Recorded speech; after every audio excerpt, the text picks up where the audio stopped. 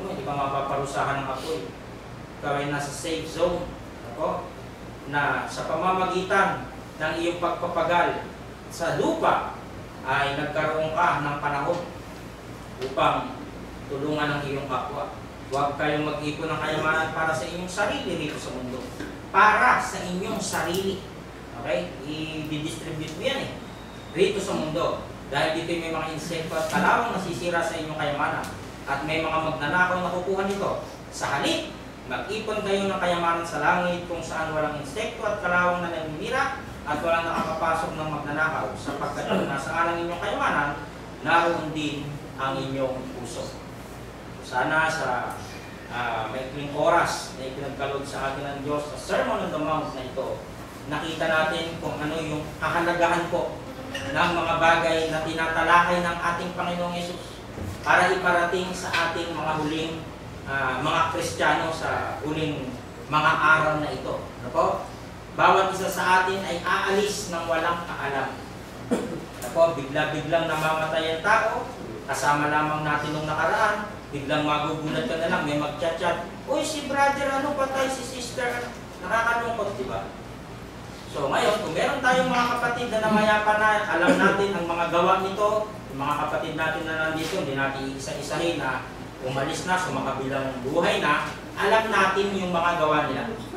Ano ho? Nakakasiguro tayo sa mga bagay na yon.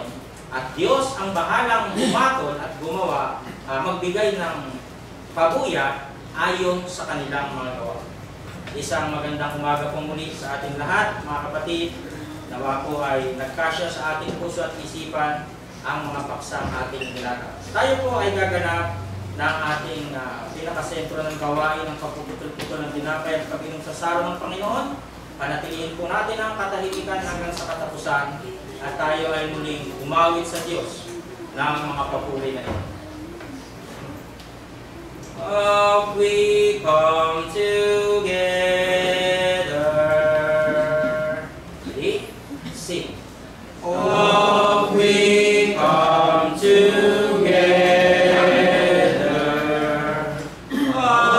We sing and pray. Here we bring our offerings on this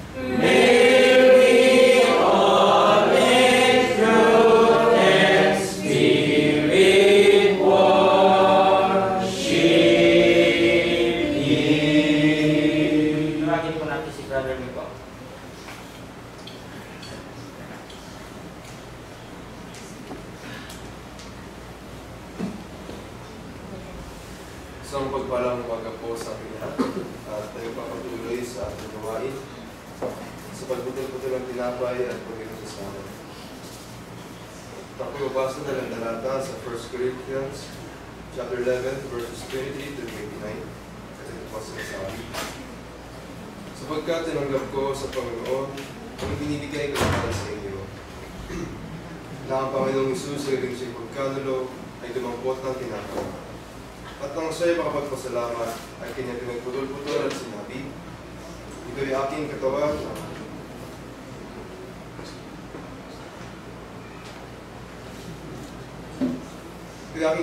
na pinagputol-putol dahil sa inyo. Gawin ito sa pag-alaala sa akin. At din naman hinawakan ng saraw pagkatapos sa makahapon na sinasabi, ang sarong ito ay siyang bagong tipan sa aking dugo. Gawin niyo ito sa tuwing kayo magising sa pag-aalala sa akin. Sapagkat sa tuwing kain ninyo ang tinapay na ito at inuman ninyo saro, ay nihayag ninyo ang pagkamatay ng Panginoon hanggang sa dumating siya. Kaya sino mang kumain ng tinapay o uminom saro ng Panginoon at di narapat, ay magkakasala sa katawan at dugo ng Panginoon. Datapwat siya sa ating ng tao ang kanyang sarili at saka kumain ng tinapay at uminom sa saro. Sapagkat ang kumakain at uminom ay kumakain at uminom ang hatol sa kanyang sarili kung hindi na kinikilala ang katawan ng Panginoon.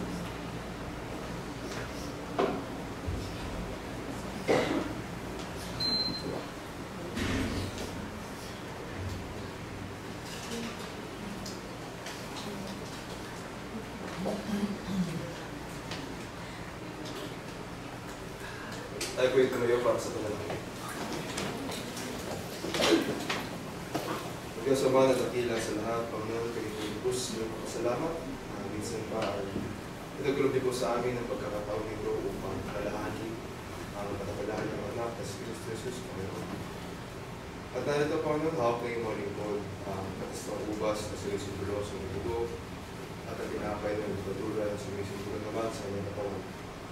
Dalangin namin, Panginoon, na mas masaling po mga Panginoon ito at ang bawat isa po sa amin na tanggap. Naway, pagkat niyo po sa akin ang kapatawaran ng mga pagkakasalan na aking nagawa. At din ay wala kasi na ang pananampalataya sa Panginoon. Ito po ang isang dalangin sa anak po niyong anak na si Kristo Jesus ang pinapagligtas. Amen. Itawa lang po tayo para sa pagkaambalan. Kung muli ubasa ng talata sa 1 Corinthians chapter 16 verses 1 to 2.